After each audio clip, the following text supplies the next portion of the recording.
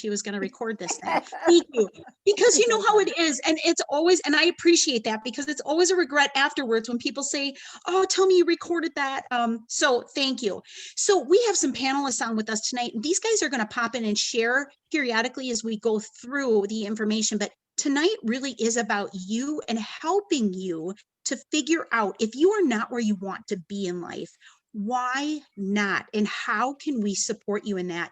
We want to support you in getting past certain habits and incorporating other habits, because that's really what anyone's recipe for success comes down to, is certain people have found a way to establish habits and rituals that support their path to success. So my first question to you is, because I really think it doesn't do any good for me, Shelley Bow, to sit here and preach to you about how you could be successful in life, in spite of whatever experiences I've had or what my journey or path has been. It doesn't matter. It doesn't matter. What matters is you and your thoughts and where you're at. And are you satisfied with where you're at?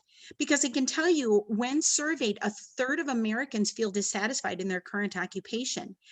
I was one of those people. Now, back 23 years ago, before I went into business for myself, I loved my job. I worked in facilities for people with developmental disabilities. I worked with the families. I wrote the staffings. I managed the programs, and I was right there in the trenches. Loved my job. What didn't I love? Why was I not satisfied? My paychecks were very small. I never had enough money for the month. I missed my family. I had 2 babies at home that I rarely got to see. They spent more time at a sitter. That was not the life I wanted. So many of us, even if we found an occupation that is fulfilling and we enjoy, oftentimes there's other pieces or aspects of our life that are not in place. So for me, I cannot say that I was necessarily looking to go into business for myself, because I frankly did not believe I had the time or money to invest. But I was definitely looking for my life to be better. So if you're looking for your life to be better, perhaps then tonight we can get you there. See, I believe that we all operate under 2 main categories of emotion. Number 1 is desire. Now, I would love, just like all of you, to believe that if I desire something, if I want something, that I will just stay committed to it. I'll stay the course. I'll do what it takes, right? We all consciously like to say those things. Well, that's it. Monday morning, I'm losing that weight. Monday morning, I'm going to catapult myself out of bed and I'm going after it. Monday morning. But what happens is the fear that comes along with those desires oftentimes dictates what we do or do not do. And unfortunately, more often than not. So one of the questions that I really think we all need to ponder is, what am I so afraid of? Are you afraid of what people will think? Are you afraid of people maybe not being pleased with you or disapproving? Are you afraid of failure or success? Are you afraid of money and what the emotions that are attached to that? Are you afraid of being taken advantage of or looking silly or saying the wrong thing? Are you afraid, perhaps, especially in the last year and a half, of what might happen with your health? Are you afraid of loss? Are you afraid of not feeling safe? What is that fear? Where does that stem from? And I have somebody on tonight who I believe, if this is really where you're at and you find yourself almost like just like hiding behind that fear, saying the right things, wanting things, desire things, but not willing yet to step forward, and not feeling like you can get that faith and desire to a point that it will outweigh the fear, then I'm going to ask you to please reach out to somebody who can work with you on that. And Kim Rayner is on with us tonight. Now, Kim is a law of attraction life coach, and I asked Kim to be a panelist for us tonight because not only has she talked the talk, she has walked the walk. So, Kim, I guess if you were thinking about the people that are listening tonight and maybe what's holding them back, some of those emotional pieces, can you share a little bit about your story and the walk that you've had and what's different, in your recipe for success, Kim? What helps you to move through those things and continue on your course rather than just to backslide from it? Thanks, Shelley, for inviting me to be on as a panelist. I always appreciate the opportunity to share this part of my story. I think the first thing that I would say is we have different reactions to fear, right? There's some of us that have the fight reaction. It's like, okay, put up your dukes. I can do anything. Bar the door, Katie, get out of my way, right? There's those of us that react to fear that way. There's others of us that it's like, ooh, if I don't look at it, it's not going to be real. I can just pretend it doesn't exist, and I'm just going to keep moving along, and I'm not going to look at it. I'm not going to address it. I'm just going to pretend it doesn't exist, right? We get into that spot. And then there's those of us who just go, and we become paralyzed by that fear. And it's like there's nothing that we can do about it. And so often, especially today, we hear people talking about, just pull yourselves up by your bootstraps. If you should be able to want your way into this, think positively, say affirmations, do those things. And those are all really powerful tools. But if you have an underlying something going on in your life and you don't find a way to release that, you don't get to do a spiritual bypass on this. You don't get to do an emotional bypass. It would be the equivalent of saying, well, my gas tank is almost out of gas. I'm just going to put a smiley face on it and say, everything's okay. I'm going to be able. You're not going to get to Chicago. It's the same with your life. And I know for me, I had an incident that occurred when I was a young girl, and I asked somebody to help me, and they turned around and walked away.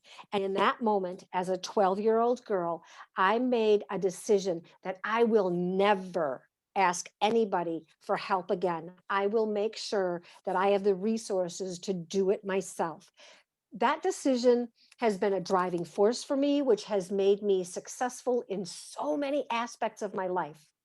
It has also been one of my biggest downfalls, right? It's like, I can't ask you to help me, even though I am laying on the side of the road bleeding to death, right? I'll do it myself. I don't need your help. Makes me a great server, makes me a great person to help people. So oftentimes, the things that are our greatest attribute, also the flip side of that is our greatest demise. So if you are stuck somewhere and you're not able to move through whatever it is that you're facing, I would look at the things that you're really good at around that. And I'd look at the things that you're struggling with around that, because they're probably the mirror image. And one of the things about this is we can't always see it in ourselves the way we can see it in other people. So if you have people in your life that really tick you off, or you have people in your life that you really admire, you probably own those same qualities in yourself. And even having that reflection back to you often isn't enough, even then, for you to be able to figure it out yourself. So find somebody you trust who's willing to have the chutzpah to be honest with you and tell you the truth, and then ask some questions. And if, yeah, find somebody you trust. And I yeah, love that. that's what I would I say. love that. And Kim, hang in there with us, because I'm probably going to bring you back on here in a little bit, because I really do think, with all three of you tonight, I've watched you in the past couple of years grow through some pretty tough things, and knowing enough about your stories. And I think people need to understand that successful people aren't successful because the road was easy. Typically, it's the exact opposite. So one of the questions that I asked myself a long time ago was, what was sort of my picture of success, and what it would take to be successful. And sometimes the world, looks at success as just money. I don't see success as money or measured by money. I see success truly in relationship, in my ability to love and receive love. I see success in the richness of the relationships that I carry and what I'm able to do to support other people. Now, everybody has a different definition or a different visual of what they see as successful. But for most of us, when we're thinking about being successful from a financial standpoint, we need to get a better perspective on what does that look like. Most people, if they want a professional income, they're thinking, okay, six figures, about 100,000 a year is a professional income. It certainly is. But when you think about what most people do in order to earn a six-figure income, have we ever really sat back and thought about that? Their investment, typically $500,000. If they want a very strong business, like a good, say, franchise or a good traditional business, real estate or lending or insurance, they're looking at a lot of investment, but then they're looking at ongoing fees. I think we need a wake-up call to some of this to understand liabilities, payroll, utilities, insurance, employees. I mean, you're babysitting people with employees. And that's not even getting into the branding and the marketing and the storefront and the office space. Guys, we sit and we dream so big, but do we really sit back and think about what it would take to earn a six-figure income?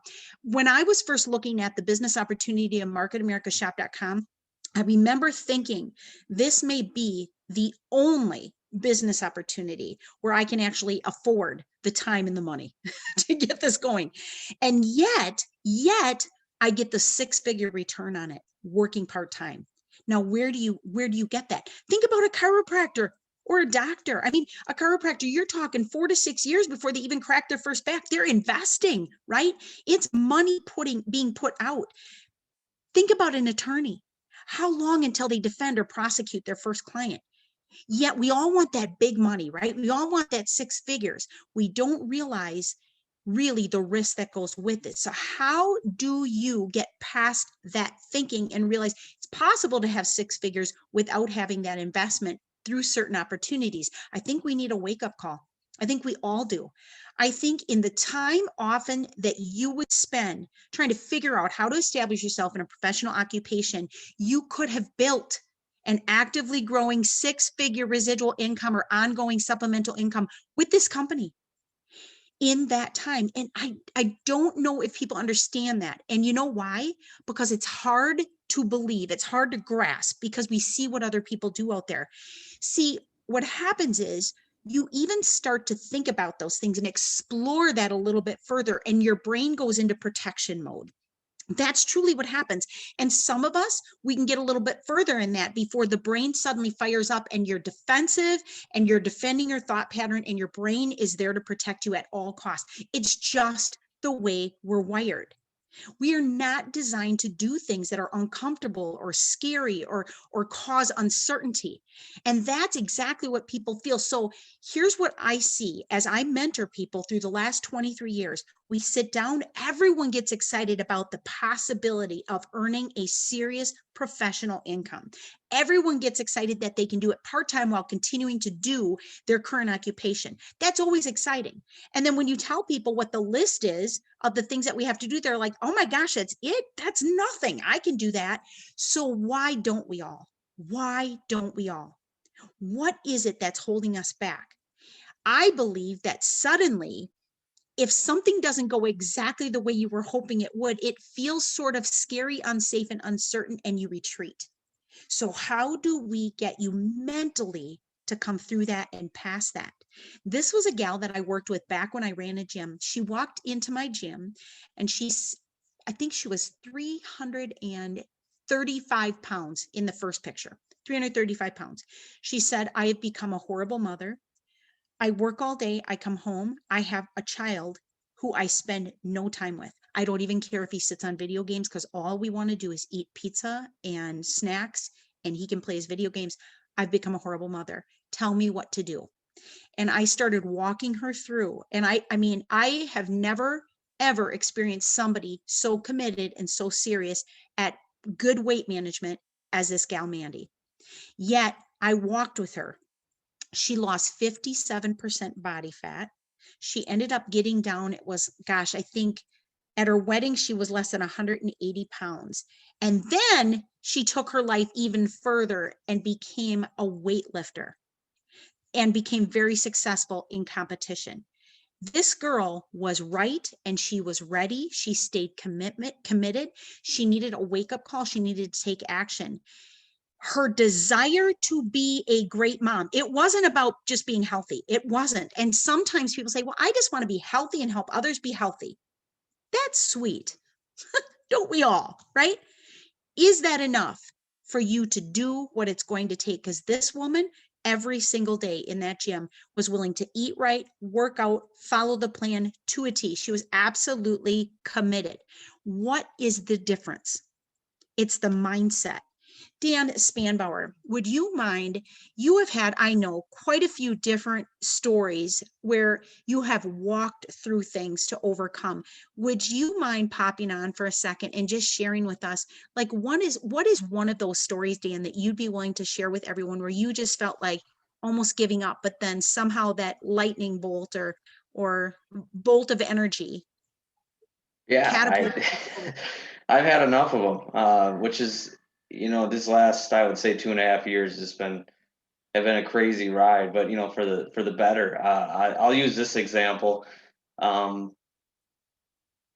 Last January, before the pandemic, I jumped into this business and the websites and just quit my job. I was with my job for 8 years.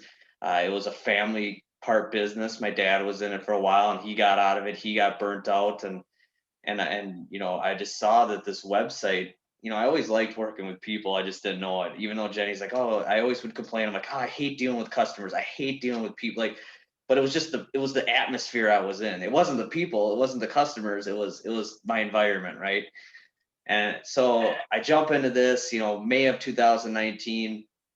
Not any of the business, not the products, not anything. Just strictly websites, strictly networking, strictly cold email, sending out these 100 businesses emails, getting zero responses. Like, what? And I just said, what am I doing wrong? What am I doing wrong? Come flash forward to like 2020, right before Miami we leave for, and I just had this huge meltdown, an absolute meltdown, a noon on a Wednesday. I'll never, or a Tuesday. Jenny's laughing. I lost my mind.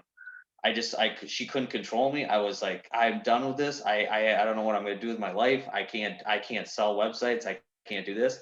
And I did one thing. And the one thing was I went in the living room and snapped our TV remote. And to this day, I keep this TV remote. And as Phil's barking and thing, but I kept this. And since then, Phil, stop it. And since then, I look at this, and this is one of my memories right here. This thing, because after that, He I broke knew that in half with his bare. I broke it in half. But to this day, it's crazy. Like a month later, we're in Miami. A month later, the pandemic hits. Nobody knows what they're doing.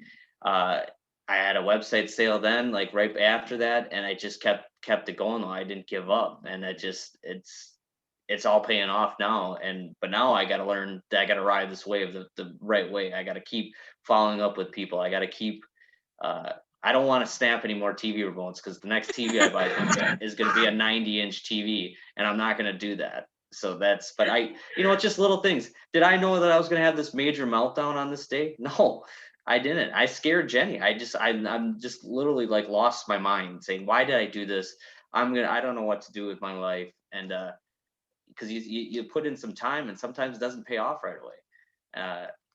But now it does. And I tell that to my players too, my 8th grade guys. I said, look, this is, these games they mean something, but they don't, and then the games that are going to matter are going to be 3 years down the road when you're a junior and senior playing in a sectional final for your high school, not playing for the club but basketball. You got to progress. And that's coming from a coach and a guy that's basketball, but I lost it.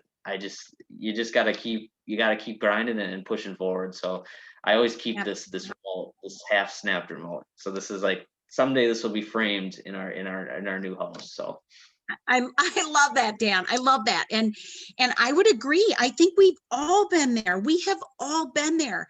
Those days where you just kind of throw your arms up and go, why am I even doing what I'm doing? Yet there's something unique, Dan, that goes on in the mind of somebody who, in spite of that, continues moving forward. And I really think that's what we have to discover. So, I think a lot of people, they'll read things and, how to do it, how to make those right decisions and how to be successful. And a lot of times people, even really deep down, they know why they want to do it. They have that drive there. And oftentimes they know what to do because they've been studying it for years and watching people. They know what to do. They have their list of prospective people. They have books they're going to read. They have tickets to educational events and they've got everything in place. And they still don't do it. they still don't do it. So what is the difference, right? What is the difference in the person that has all of these tools, all of these things lined up, and they still don't move forward? It comes right back to mindset, guys. It comes right back to mindset. I really believe that. And oftentimes previous experiences, because that's another thing I will say is once you've lived through a few things. When I was 18 years old, I did not have a good relationship with my parents at the time. It was terrible. I barely ever talked to them. Our family was not close. None of us were close. There was one person that I actually felt loved me and I loved him, and that was my boyfriend of almost 3 years. And we were going away to college on Monday morning. He had his going away party on Saturday night. And I wasn't there yet. In fact, I probably would not even have gone because I wasn't feeling well that night. And I got a call. Actually, I tried to call him about 8 o'clock that night. And we lived on the same highway. And the ambulance had gone past my house. And when I called, his sister answered the phone and said he's been in an accident. It was a motorcycle accident. Well, I grew up on a dairy farm. I mean, we had accidents all the time. My brother had every bone in his body broken. He was caught in a power takeoff shaft. He was ripped to shreds. He was my other brother flew out of the back of a pickup. I held him while he was in a coma. I mean, I've seen accidents, right? People live. Everybody lives. My boyfriend didn't live. And by the time I got to the emergency room that night, it was over. I never got to say goodbye. I never got to see him. Now, I was faced with a really tough decision in my life. Monday morning, I was supposed to leave for college. Well, obviously, I'm going to stay for his funeral. So his funeral was Wednesday. My sister put me in the car after his funeral. I remember walking out and just looking at everybody as I walked out and thinking, oh my gosh, like the only thing that I knew, the only certain thing in my life is gone. How do I function? Who am I? What do I do? She dropped me off on a college campus and I started my college career and I graduated with honors. And I mean, I did some crazy, no partying. I was not a partier at all. I did crazy stuff like traveled to Europe, jumped out of a plane. I mean, drove in the middle of the night without telling anybody where I was, what I was doing. I mean, I was just not in a great mindset. But I look back, you guys, and I look at that character within me. Like, what was that? What's that driving force? When I was faced with that decision, I could have stayed home and said, I'm too sad. This is too difficult. I need to take time and grieve. Or go in the direction of I start school on the day of his funeral. And I chose right to move forward. What is the difference? And the only thing I can tell you is there is some kind of a strength that goes with a commitment that aligns with a mindset where you just say, no matter what, I stay the course. So I think oftentimes what holds people back is the F word. Don't you guys think? The F bomb? I mean, you know what I'm talking about, right? Yeah. Fine. Everybody's fine. Everybody's fine, right? How you doing today, Kim? I'm fine. Jenny, fine. Yeah, I'm fine. Or I really love, you like that one, Kim? I do. We actually have a definition for that one, for what Tell fine me. means. It's effed up, insecure, neurotic, and emotional. That's what fine means. So whenever you hear fine from this day forward, consider it the F-bomb, because that is your first indicator that that person is not okay. I've got one friend that always says peachy. And whenever that friend says peachy, I know it ain't good, right? So, but this is the problem. We all just go through life just functioning and we're all fine, but you're really not fine. You're not fine. In fact, it's more like what Kim just said. Can I go back and ask a question once before we go forward? Oh, for gosh sake. I just want to ask Dan. Dan, how long were you actively in your own business when you snapped the remote? In the web center business? Yep. Yeah. How long were you doing it? Let's see, that would be 7 months, 8 months. Okay. Jenny, did you have a meltdown between 7 months and a year of when you were or maybe even 14 months of when you were actively doing the business where you went, fine? Did you have a meltdown?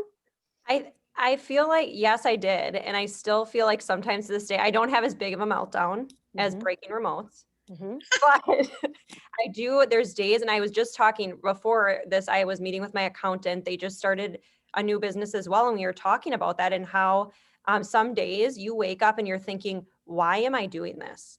Like, what am I thinking? Why am I doing it? I should just go get a 9 to 5, whatever it is. It's like, what? But then there's other days you wake up and you're like, this is why I'm doing this. And those days come more, I feel, than the days that, why am I doing this? But they do happen. Yeah. And I think they always will happen, because life isn't perfect to go every single day. But yeah, I feel like it's just part of the course every single day but imagine being able to say, this is why I'm doing this, because most people can't say that. Most people just say, why am I doing this? And why am I working this job that I don't like going to? And I'm putting in all these hours for somebody else or whatever it may be. And like, for me, I feel like, well, I'm putting in all these hours, but it's for myself.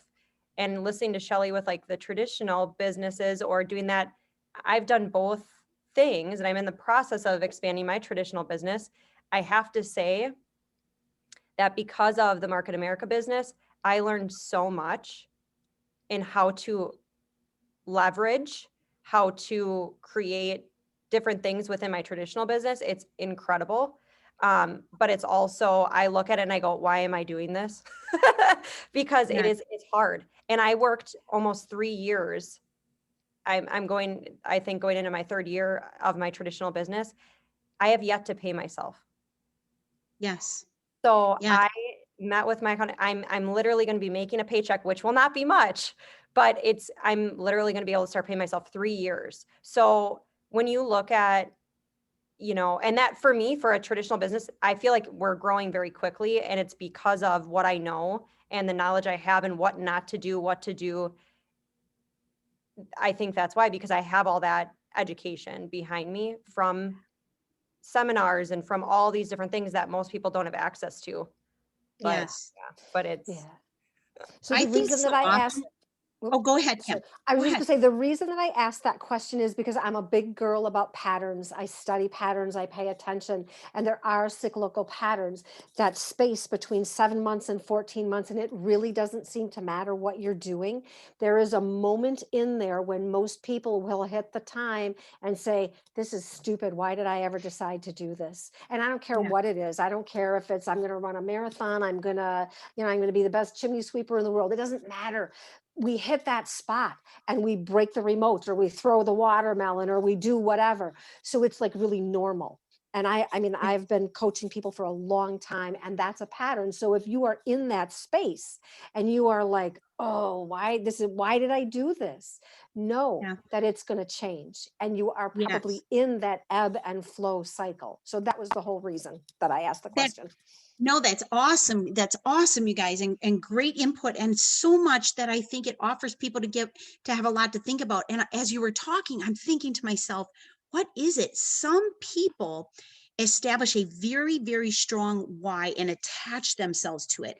And when I'm listening to Jenny and Dan talk, knowing so much about them and their life, and Kim, knowing so much about what you've had to come through, and I think about what it is you guys can see that by what you're doing right now, it might feel like a sacrifice now. It might seem tough for outsiders looking in, like, why would you do all that? Oh my gosh, why would you because you guys have a very strong understanding of what it will do for your future.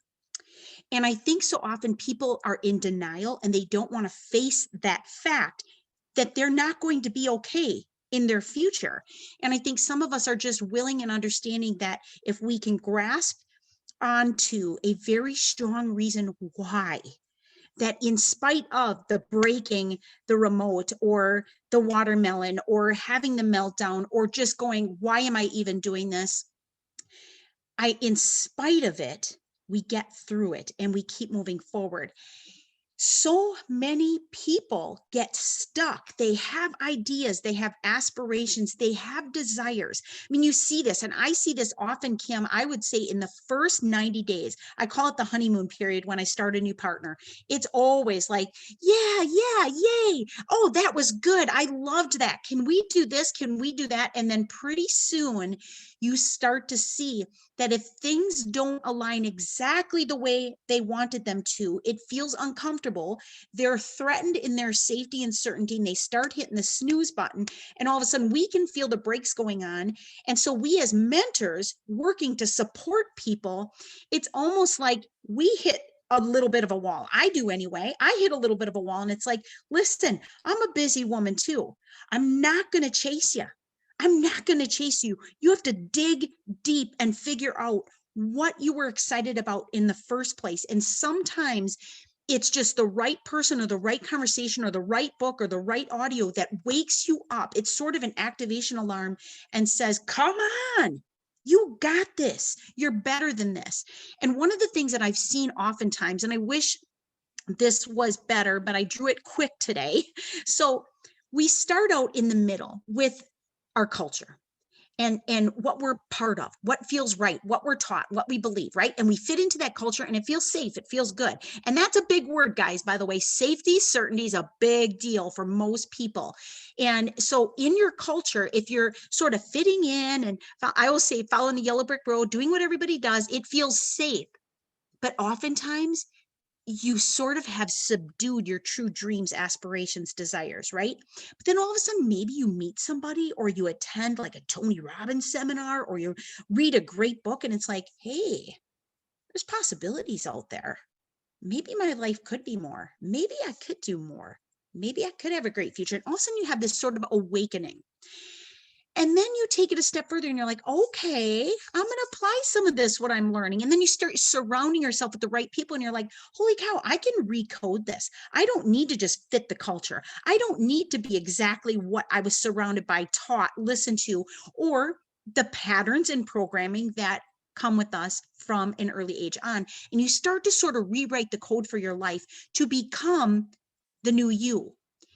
When I believe people sort of get past this point and know that it is so normal to struggle, to have fear, to backslide, to put the brakes on. It's so normal. If you only knew how normal that was. There's not a person in our company or any successful human who has not had those moments where they just throw their arms up, right? Or cry or go off the deep end.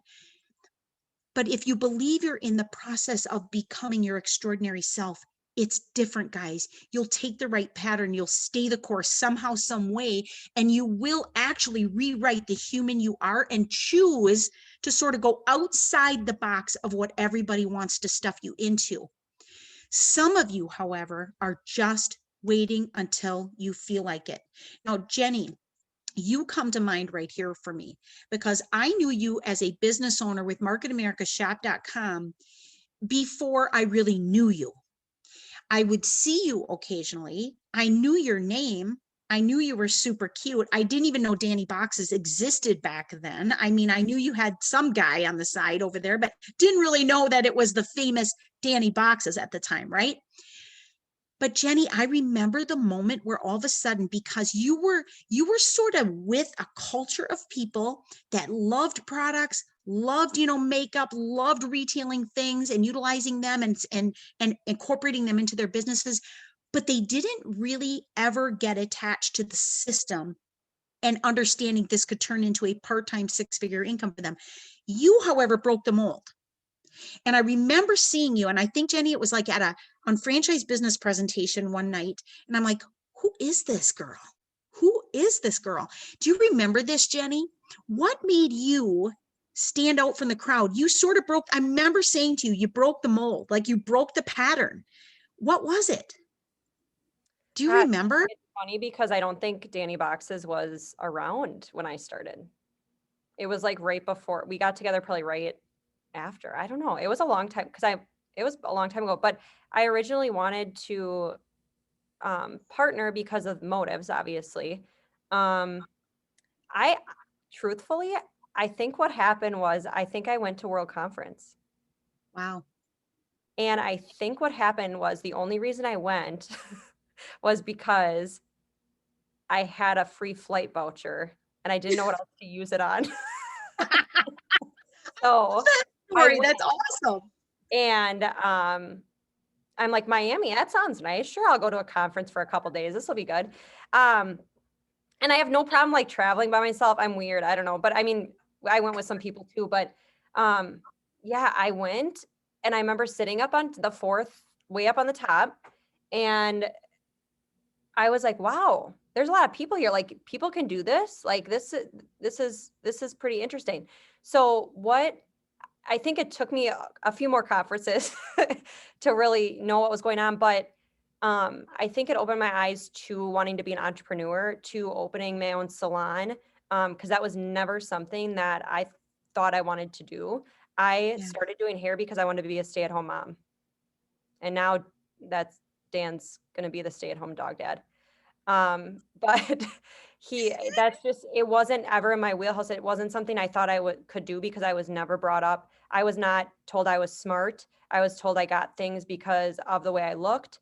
I was told that I couldn't amount to anything, that I barely graduated high school. Like I didn't care about it. I didn't like it. I didn't enjoy it. So when I started going to school for hair, it was something that I did well at. And I never found like Dan always, he enjoyed high school. I hated high school because I didn't fit in. I wasn't good at anything. He had basketball, he had this. I didn't do sports. I did nothing. I worked, and that's all I did. And then I did hair and I was like, wow, I'm good at this. I like it, makeup, all that kind of stuff. But I really feel like it was World Conference that really did Yeah. it. And then I just started attending more stuff and being around different, I don't want to say like-minded people, because at the time I wasn't thinking the way everyone else was thinking that I was around, because I was kind of in that mindset, like, this is, maybe this is possible, maybe not. But being around people that you started seeing it happen, and then you became like-minded. I became like-minded, like Yes. everybody that I was with, but yeah. And Jenny, and willing. I remember you just were willing to learn. We said, okay, Jenny, there's fundamentals, there's a system. If you can do these simple things, and you guys, I can remember when I was new, I think I was, oh gosh, let's see. It had to have been within my first 24 months. It had to have been. And I made a mistake. Now, a lot of people at that point, it was a mistake that cost me $3,600. My one weekly check would have been $2,700. Now, mind you, I have 2 kids. This is my sole income. We were not in a good position. And I made one mistake. A lot of people, that would have been enough. So for me, though, I can tell you what got me through that was one of my senior partners said, in your job, Shelley, would you have ever earned a $2,700 check in a week? And I said, no. And he said, then it's time to stop crying and get back on track. It's almost like it hurts. It's not fun, but I believe that those things have to happen along the way, or how can we be a great teacher and a mentor for someone? We have to experience these things. So don't be so, what's the word? I'm looking for a D word, Kim Rainer. Dissuade, something. I swear I have my mom's brain today. We were laughing because my mom is just struggling right now to remember things. I'm like, Mom, I'm sitting next to you way too much because I swear I'm taking on your brain today. But so moving forward, what I'm trying to say is that these things all happen for great reasons, to help us be better, stronger, move forward, have a story to share. What happens oftentimes though, guys, I believe that most of us as human beings, we have habits. We have good habits that support our goals, and we have habits that aren't so good. And one of the worst habits that I believe we have is the habit of hesitation. We start out really good, all of us. We make a decision, we start out really strong, but when it's not part of your subconscious mindset or what you typically would do, it's in fact, I will say impossible to beat it, because your subconscious mind will always take over again. So we have to get to the subconscious mind level for our mind and our body to meet as one. Otherwise, what will happen is it gets a little uncomfortable. You'll hesitate. You get to the end of the diving board. This is the day, right? You're ready to do it. You're going to dive off that diving board.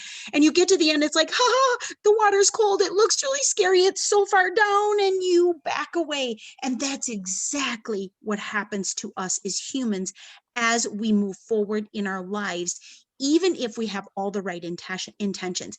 But when you hesitate, this stress signal turns on and boom, just like that, you decide, okay, maybe I better wait, take it easy here. You start to sort of procrastinate a little bit. And sometimes you paralyze or stagnate at that point. The brain is seeing risk. It feels unsafe and you tend to pull back and retreat from it. And this is normal. If there's anything I want everyone to take away tonight, it's so normal and it's so okay. And that is why we're here. We've walked through it, guys. We've been there. All of us. You don't become successful in life unless you have. But what happens oftentimes is we can take one situation, it's called the spotlight effect, where you magnify it. I'll give you an example. We tell people, hey, just plug in with us. Come on to this call workshop. We're all going to make a couple of calls, set our appointments, get our calendars in place.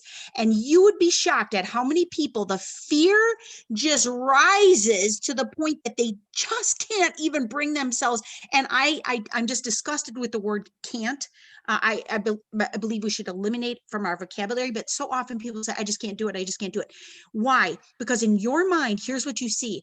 I make a call, I sound stupid, I look stupid. The person says, no, they're judging me. They're oh my gosh, they're good. And suddenly you have magnified one stinking phone call where they probably won't answer anyway, to tell you the truth, into this horrific event. And then you back away from even being part of it. And what happens, guys, at this point, it becomes sort of a vicious cycle of you backing away, us not knowing if you're serious or not. Do you want this? You say you do, but we're not showing up. If you're not showing up, are we going to waste our time? Because we have to be very selective in who we work with. So be careful, guys. And we do this with everything in our life. We can take anything in our life and magnify it to the point where it becomes so big. So what happens is we end up doing what feels safe. We're avoiding or procrastinating doing the real stuff. And what's the real stuff? We know what it is. We know as business owners, we need to be part of a team, part of a group, an accountability group. If you don't want to be held accountable, it's because you don't want anything to shoot for and you don't want anybody to know you're not doing the things you need to be doing. I was that person. That's why I can say it. I'm telling you, when Jim Winkler called me 13, 14 years ago and said, Shelley, we're going to start this accountability group and I want you to be part of this. And I said, can I have some time to think about this? And I got off that phone. I'm like, there's absolutely no way. I don't want to have to report what my activity is. I mean, what if I don't have a good week? What if whatever? And I told Jim, I said, Jim, I'm not going to do it. It's not my thing. And he's like, yeah, that would be the wrong answer. Jim has a way of showing me the wrong answers. And he said, Shelley, I really think it's exactly what you need. I would not now live without it. It's 13, 14 years, every single Monday morning, and then started my own accountability group. Why? Because I realized the importance of working together as a group. Why? Because it's encouraging, it's inspiring, it's walking the walk with other people who are like-minded, who are in sort of the war with you against the odds. Doing follow-ups, being part of leadership teams. I stepped up. I was a chairperson in 6 months, standing in front of the UBP, 6 months on board with this company, showing the business plan. I know who I was. I didn't know what I was doing. I was scared to death. I felt like a little kid. And yet somehow, some way, I made the decision to do it anyway, in spite of my fear. Too many of us are allowing that fear to dictate what we do or don't do, guys. We know what we need to do. We see what we need to do. Kim, input on this. Yep, absolutely. I think one of the other things that happens is when something happens and it doesn't unfold the way that we hoped it would, the way we thought that it should, the way that we wanted it to, we assign all of these things, all of these meanings to that. And for me, this is one of the greatest tools that I use. I used to say, why did that happen to me? Today, I don't think that anything that happens in my life happens to me. In my heart of hearts, I honestly believe that it happens for me. Whether it's to help me grow in some way. And I can promise you that in all of the things that have unfolded in my life and continue to unfold in my life, when I am in the trenches, when I am in the middle of it, it does not feel like it is happening for me. It feels like it's happening to me. I need to have one safe place in the planet where I can go and I can say, okay, I just need to download this to get it out. But I cannot walk around my life at large and say, why is this happening to me? Why am I being punished this way? Why do all these bad things happen? Because I am going to continue to draw more and more and more of that into my experience. And And is Absolutely. one of the biggest mindset shifts that you can make is to stop assigning blame to things. If you take the me out of blame, you get blah, blah, blah. So stop, just stop doing that and say, this didn't happen to me. It happened for me. What's the pattern? What do I need to do to get out of it? If I can't figure it out, call somebody you trust. Run it past somebody who's going to reach their hand out to help pull you out of the quagmire, not that somebody's going to crawl into the cesspool with you and swim around in the muck. I don't need somebody to say, oh, you're right, they really did you dirt. I need somebody to say, yeah, okay, that does seem a little unfair, but what are you going Yes. to do about it? So Absolutely. huge tool. I love that, Kim, and I hope everybody wrote that down. You take the me out of blame, you get blah, blah, blah.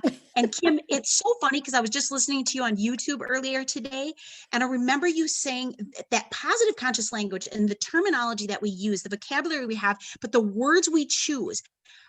You said that today. So that's the second time I got to hear it today. Now that happens for a reason. I believe that just now happened again in my life for a reason. Things are not happening to us. They're happening for us. You know, what people see as setbacks oftentimes are exactly the setups. Look at Dan.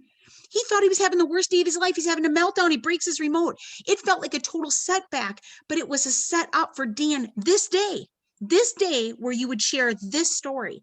And that is incredible. And Kim, you also, I wanted to mention, you said to me, you know, many people know that my mom and dad are sick right now. And especially my mom is going through some pretty serious illness right now. And I said, you know, I have to be there with my mom. And you said, Shelley, if I can just invite you into this, you don't have to be there. You get to be there. And I'm telling you that one word, and it's so true, because that's really how I feel. I get to be there. I get to be. And that is a privilege. And it changed my whole outlook, because otherwise it's kind of like you get this victim mentality about, why is this happening? And oh, it's so horrible. And we could all be there and we could all find ourselves buried in that. But it's the way we look at it. And here's another thing. I got to bring this up because I see it so often. Analysis paralysis. So many people telling you guys, I'm going to get all this information, Shelley, when I know everything about the products, when I know everything about the business, when I got it all together, then we can talk to somebody. Okay. And it's like, oh my gosh, see you in a few years. I mean, and even then I'm still learning and things are continually changing and continually upgrading and updating, and you will never know it all. The beauty of a business like marketamericanshop.com is you get to earn as you learn as you earn. That's the beauty. Please don't get stuck in this. The reason the science and the research and the questions and all the frequently asked questions and the details and all of it's online. You know why? So we don't have to know it all.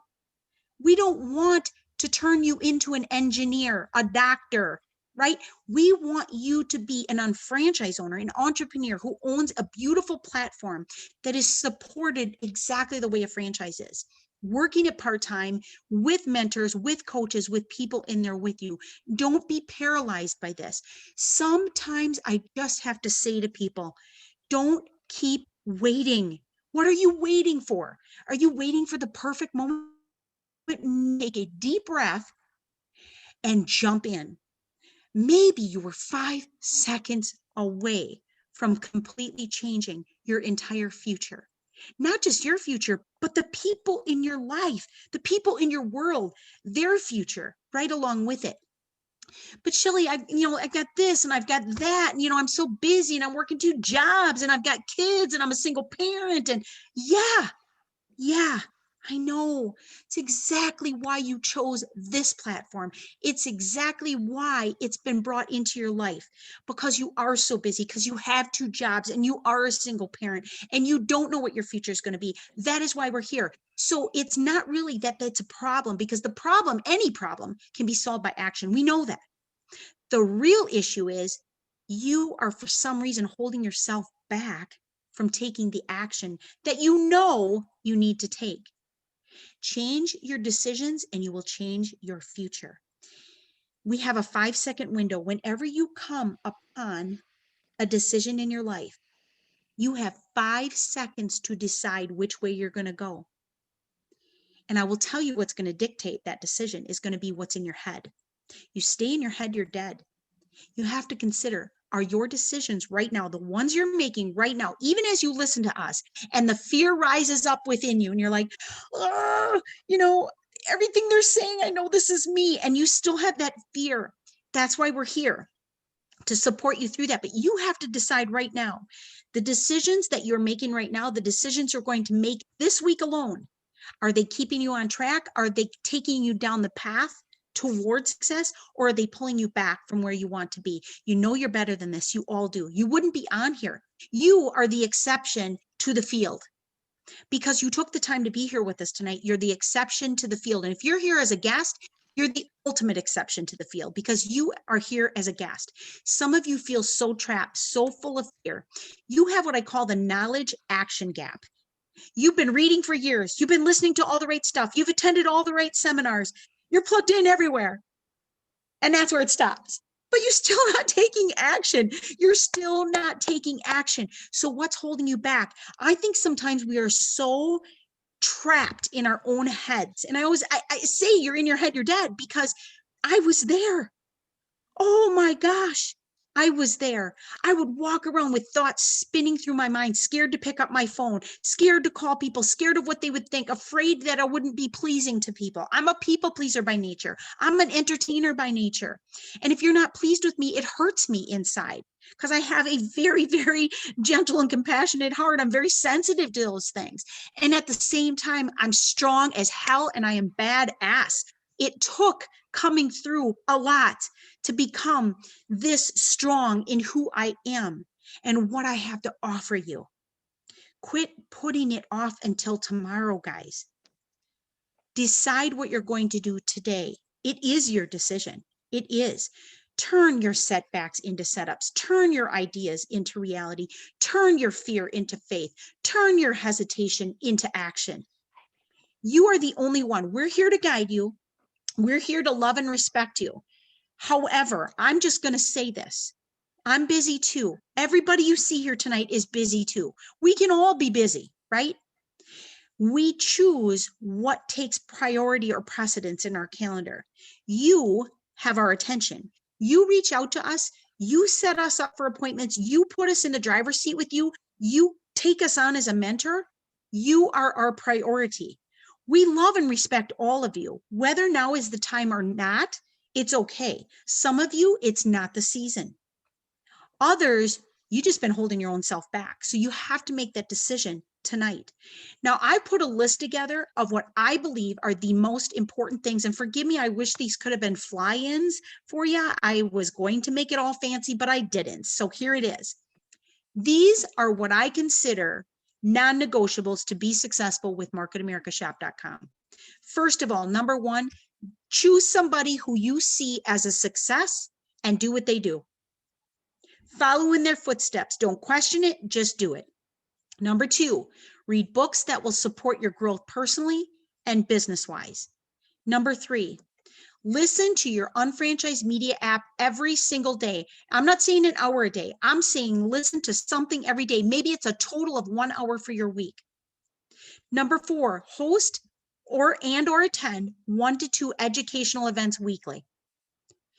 Probably take up 2 hours of your time. You want to make it worth your time? Leverage it and bring somebody on there as a guest. Number five, incorporate leverage into the recipe of success. People can be your leverage. The people who are doing events, the people who are out there educating, plug your guests into them. The events, time. You can leverage time, guys, by bringing everyone together at once. That's why I do courings like this on Tuesday nights, because it's one way I can be with a lot of people at one given time. Number six, make calls to book appointments for product sales and business partners every single week. If you're not doing this, it's just another week in your life gone by.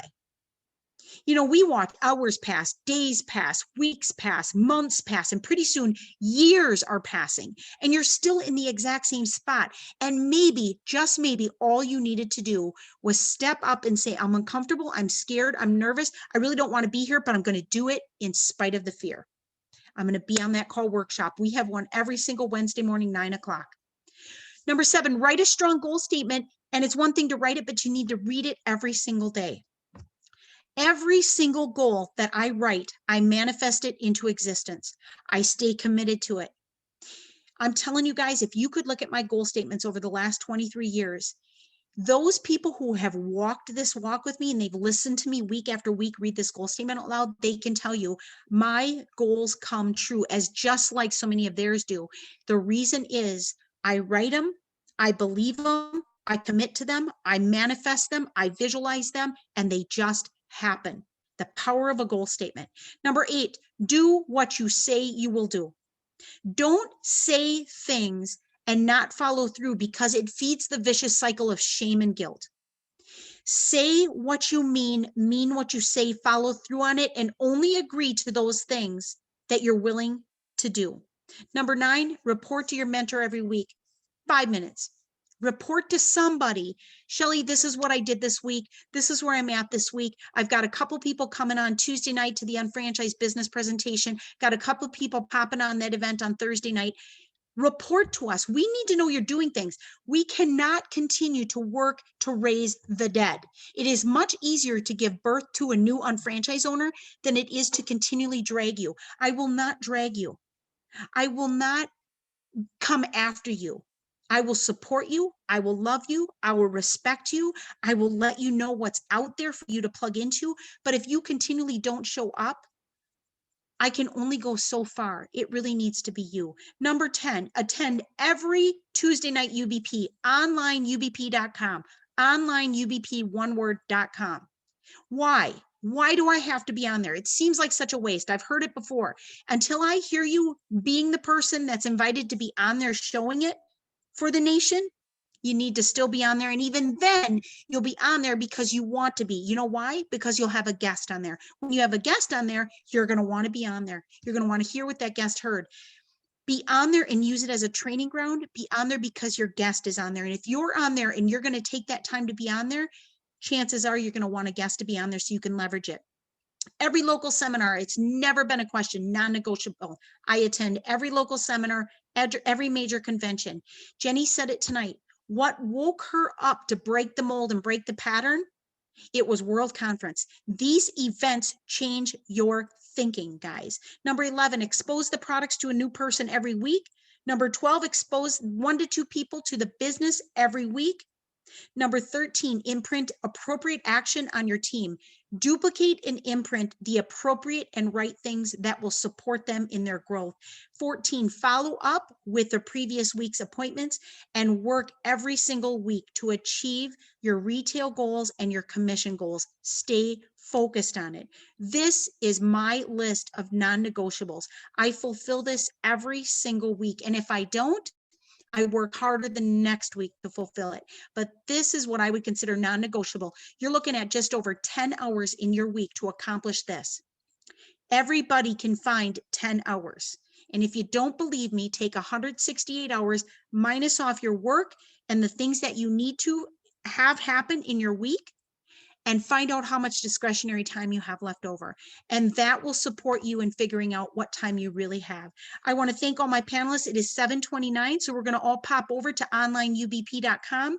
And we have tonight none other than our mentor, our coach, our supporter, Jim Winkler, who is one of the vice president and executive field vice president in the field. So I hope you will all join us over on that. And I thank you all for being with us tonight. And thank you guys for being my panelists. I appreciate you guys.